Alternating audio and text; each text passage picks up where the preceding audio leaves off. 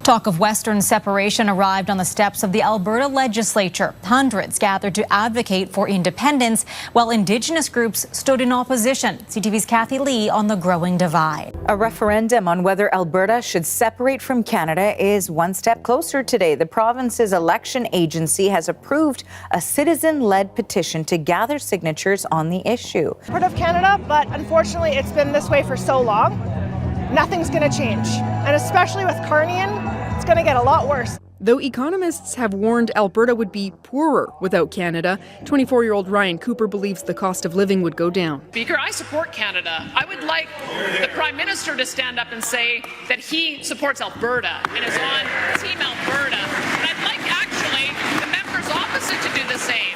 Why? And every opportunity they have to offer defense, they never stand up for Canada. The chant started before you could even see the crowd.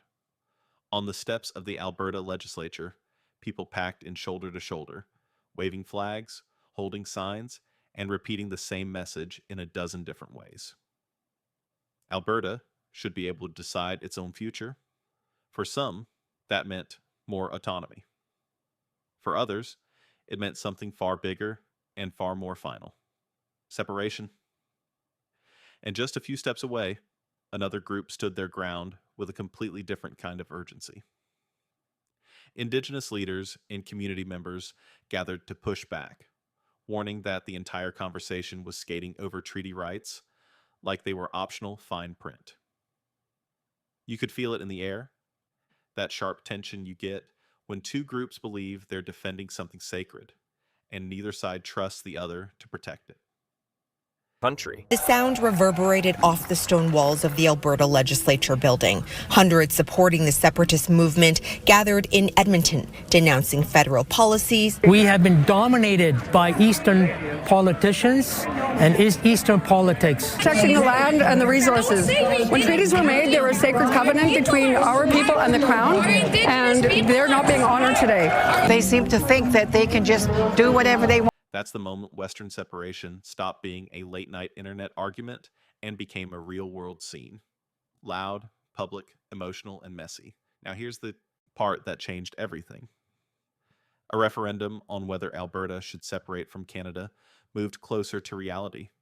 Not because a premier announced it, not because Parliament debated it, but because the province's election agency approved a citizen-led petition to start collecting signatures. That approval doesn't automatically mean there will be a referendum tomorrow, but it does mean the machinery is in motion. It turns an idea into a process. And once something becomes a process, it gets harder to laugh off. In the crowd, you could hear the frustration spilling out in plain language. People talked about feeling dominated by Eastern politicians. And direct. For the first time, there is now a public timetable.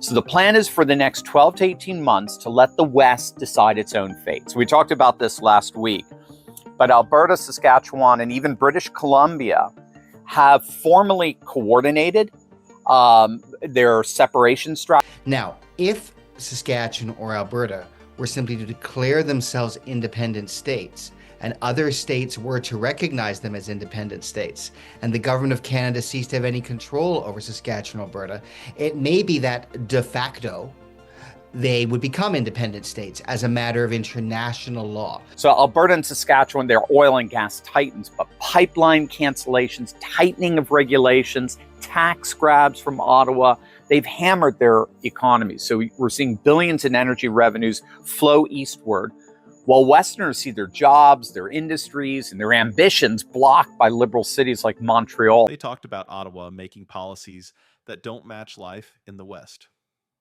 They talked about pipelines, regulations, taxes, and what they see as years of being ignored, dismissed, or treated like a resource bank rather than a partner.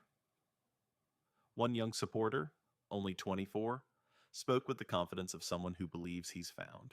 The obvious answer everyone else refuses to admit. He argued that without Canada, Alberta's cost of living would go down. Economists have warned the opposite, saying Alberta could end up poorer if it broke away. But that kind of warning bounces off true believers. When people feel trapped, They start trusting their gut more than spreadsheets, especially if the spreadsheet feels like it was built by someone who doesn't understand them. Inside the political system, you could see the split as well. Some voices stood up and said basically, I support Canada, but I need the Prime Minister to actually support Alberta. That's the contradiction that sits at the center of this whole thing. A lot of people aren't starting from hatred of the country. They're starting from disappointment in how the country treats them. They don't want sentimental speeches. They want proof. They want someone in Ottawa to say, clearly and consistently, we're on your side, and then back it up with policy. Talk, but to reshape reality. Disruption, eruption, and distortion. First Nations leaders across Alberta and Saskatchewan and members of the Indigenous community say the bill breaches their treaty rights. Instead, he had hoped the Alberta government would see the response to his petition as a sign that Albertans wanted to put the issue to bed. Since then, things have changed. It appears that the Premier seems to be very sympathetic to the separatist cause, and we may end up having a separate. Outside, the separatist crowd didn't care about that kind of reassurance anymore. Their patience looked spent. Their mood wasn't hopeful. It was done. And then the story took a turn into something even more explosive, at least in the way it was being talked about. The claim that the Western provinces had coordinated a separation strategy so serious, so organized, that it ripped the floor out from under Canada. It was described like a political earthquake. Alberta, Saskatchewan, British Columbia, and Manitoba acting in lockstep, with over 10 million people suddenly forced to ask the unthinkable question, where do I belong if the country I've always lived in starts coming apart? In the most dramatic versions of the narrative, the announcement wasn't framed as, we're negotiating, or we want concessions. It was framed like a clean cut. No softening language. No, let's work together. More like, we're not waiting anymore. And the reason it hit so hard is because it didn't sound like a protest. It sounded like a plan. People described Ottawa's reaction as stunned silence. Phones ringing, lawyers pacing, MPS staring at screens like they just watched something they didn't have words for. Whether or not every detail of that picture is accurate, the emotional truth behind it is clear. A separation conversation isn't scary because of speeches. It's scary because of momentum. Because once a significant group believes the future is somewhere else, holding them with slogans becomes harder than anyone wants to admit.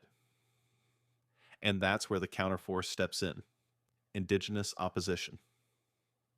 For many First Nations leaders and community members, the whole debate carries an immediate alarm bell. Treaties were not signed with Alberta as a concept floating on its own. They were sacred agreements with the Crown, with obligations that are supposed to survive political mood swings. So, when separatist voices talk like they can redraw everything with a referendum, Indigenous communities hear something darker. They're trying to change the rules without us. That's why you see the word breach come up. That's why you see leaders calling it disruption, distortion, eruption. Because even if a province can put a question on a ballot, it doesn't magically rewrite constitutional reality, and it definitely doesn't erase treaty responsibilities. To Indigenous communities, this isn't just a Western grievance story, it's a rights story, a survival story, a don't you dare pretend we're not here story. Some people who launched petitions in the past thought public reaction would bury the idea. They believed a strong no response would finally put the issue to bed. But now, even those voices are admitting the ground has shifted. They're watching leaders sound more sympathetic to separatist energy, and they're realizing this isn't fading. It's growing.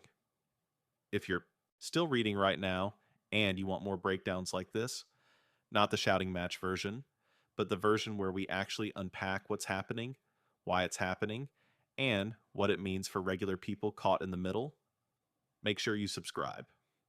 Because this story isn't ending with one petition or one rally. It's moving, and the next chapter is going to hit fast. Here's where the narrative gets even more intense. The role of the United States and how 51st state talk has gone from a joke to a pressure point. For years, most Canadians treated the idea of Canada becoming a U.S. state as pure fantasy. Something you'd hear tossed around for shock value, then forgotten by lunch. But when political figures keep repeating it, and when global events make borders feel less permanent than they used to, the conversation changes. Not because everyone suddenly wants it, but because it stops sounding impossible.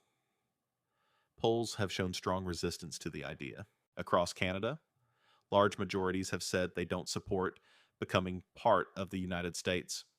But polls don't fully capture what happens when people feel squeezed economically, politically, and culturally. In those moments, some people stop thinking in terms of pride and start thinking in terms of outcomes. Rent, food, job security, stability, protection. That's where the alignment idea sneaks in, not always as a love letter to America, but as a cold calculation. Markets, military power, trade access, and the brutal logic of geography. Western provinces produce enormous value through energy, agriculture, and resources. Many Westerners believe billions flow east, while decisions flow back west that restrict what the West can do with what it produces. They point to pipeline cancellations, tightening regulations, taxes, emissions caps, and red tape. They see it as a system where the West pays and the East decides. And even if you disagree with that framing, you can't ignore how deeply it's felt by the people who say it. This is where the rhetoric shifts from emotional to strategic. Leaders stop talking about feelings and start talking about leverage. Oil, gas, minerals, farmland, shipping routes. They don't describe those things as political problems anymore. They describe them as bargaining chips, and when bargaining chips pile up, some people stop bargaining. They start issuing ultimatums. At the same time, the legal reality is stubborn. Even if a province votes on something, it doesn't automatically make it lawful, binding, or enforceable in the way people imagine. That's why we see changes proposed to the rules around citizen-led referendums. That's why some referendum questions get pushed back as unconstitutional or outside provincial jurisdiction. Governments try to draw lines like, you can ask this, but not that. You can start a petition, but the question must fit the legal box.